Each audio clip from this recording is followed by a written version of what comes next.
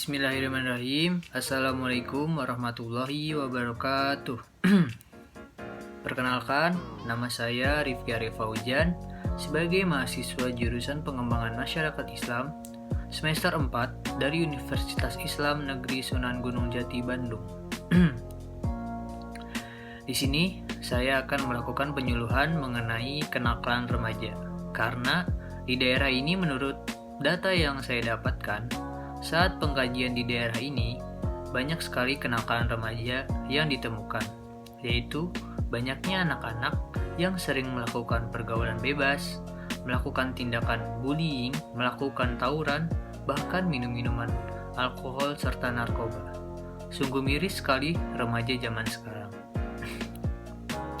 Nah, tujuan dari penyuluhan ini sendiri yaitu menjelaskan apa itu kenakalan remaja, kemudian faktor-faktor apa saja yang menyebabkan mereka melakukan hal tersebut, serta bagaimana solusi-solusi untuk menanganinya. Baiklah, selanjutnya kita akan masuk pada materi. Jadi, materi yang akan saya bawakan ini tentang penyuluhan kenakalan remaja. Sebelum itu, saya akan menjelaskan apa itu kenakalan remaja. Jadi, kenakalan remaja itu adalah perilaku yang menyimpang dari norma-norma hukum pidana yang dilakukan oleh remaja. Perilaku tersebut yang akan merugikan dirinya sendiri dan orang-orang di sekitarnya. Remaja adalah mereka yang berusia 13 sampai 18 tahun. Pada usia tersebut, seseorang sudah melampaui masa kanak-kanaknya. Namun, masih belum cukup untuk dikatakan dewasa. Ia berada pada masa transisi. Kemudian, faktor apa saja yang membuat mereka melakukan kenakalan remaja?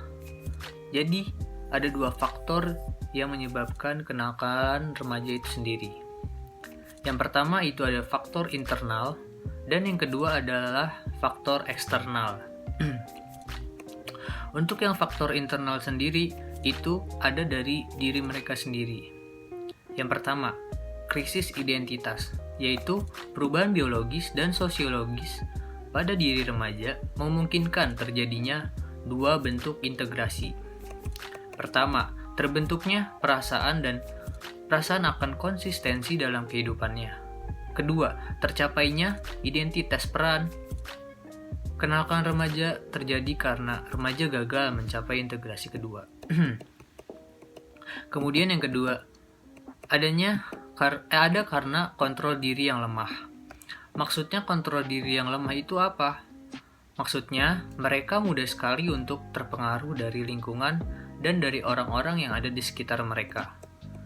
Remaja yang tidak bisa mempelajari dan membedakan tingkah laku yang dapat diterima dengan yang tidak dapat diterima akan terbawa pada perilaku dalam tanda kutip nakal. Kemudian, untuk faktor eksternal sendiri, yang pertama itu ada faktor keluarga.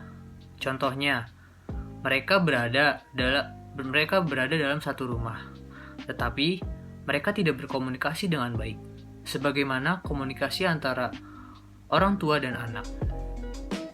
Atau bisa disebabkan karena perselisihan antara anggota keluarga yang bisa memicu perilaku negatif pada remaja.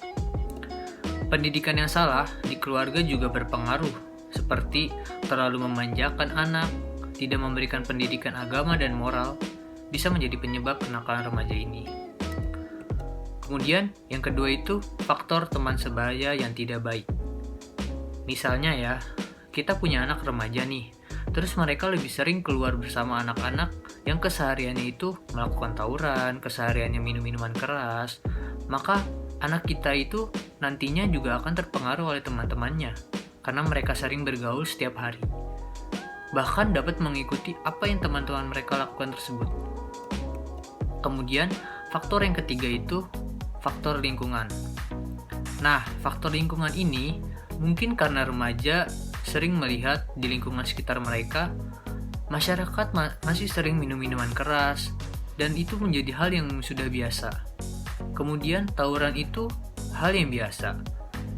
Saat mereka melakukan hal itu, misalnya tawuran, Yang akan mereka katakan yaitu, hal itu sudah biasa, karena di lingkungan saya memang sudah seperti itu. Nah, maka dari itu yang harus kita hindari, yang harus kita perbaiki dalam lingkungan, yaitu memperbaiki apa yang keseharian masyarakat lakukan.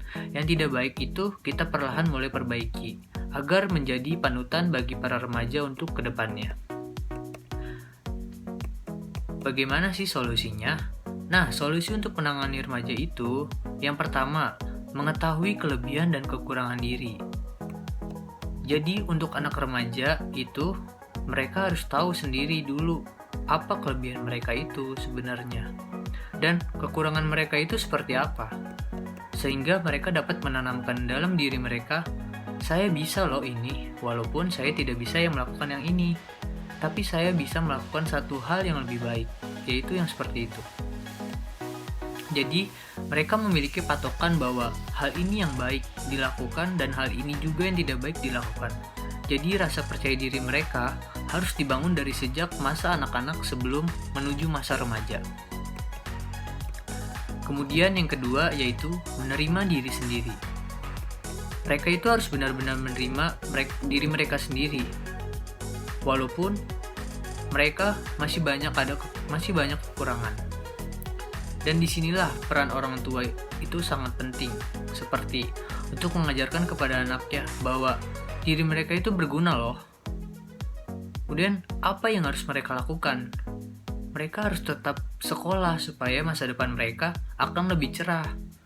Kemudian yang ketiga, meningkatkan keimanan.